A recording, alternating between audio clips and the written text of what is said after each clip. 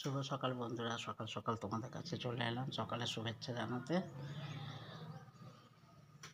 নিজে পরিষ্কার হলাম, ঘরদোর সব পরিষ্কার করলাম, করে এবার ঠাকুর পুজো করতে যাব। তো একটা কথা মনে পড়লো বন্ধুরা, তোমাদের সঙ্গে শেয়ার করি।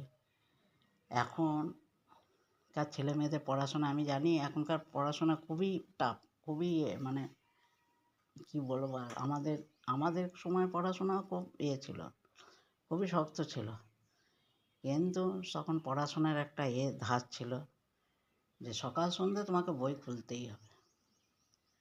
সকালবেলায় 6টার সময় উঠে, 6টার আগে সব বাচ্চারা উঠে যায়, মুখ ধুয়ে চা বিস্কুট বা চা রুটি, তখন তো চা বিস্কুট কম ছিল, চা রুটি, চা মুড়ি এসবকে তুমি সকালবেলায় সবার ঘরে আওয়াজ পাবে পড়াশোনা, জোরে জোরে করে, জোরে জোরে পড়াশোনায়। কেউ গলার রেওয়াজ করছে ভোর 4টার সময় উঠে, তখন তো গান বাজনা বেশি ছিল হারমোনিয়ামে, আমরাও করেছি, আমরাও হারমোনিয়াম গান করেছি।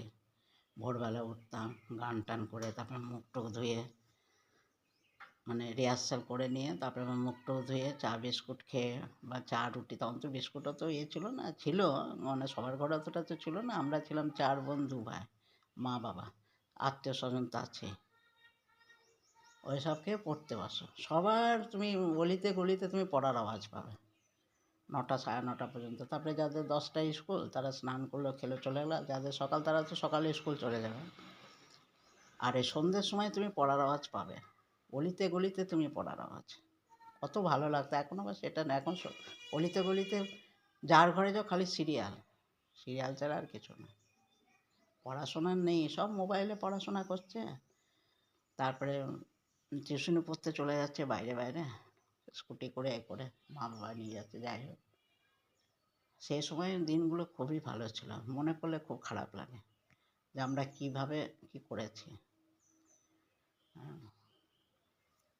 যাই হোক বন্ধুরা, এইটুকু কথায় শেয়ার করলাম। সব কথাই মনে পড়ে, ভাবি বলবো, তোমরা কীভাবে নেবে জানি না। আমার বয়সে যারা আছো তাদের সঙ্গে আমার এই মতটা মিলবে, দেখো তোমরা। রাখছি বন্ধুরা, নমস্কার।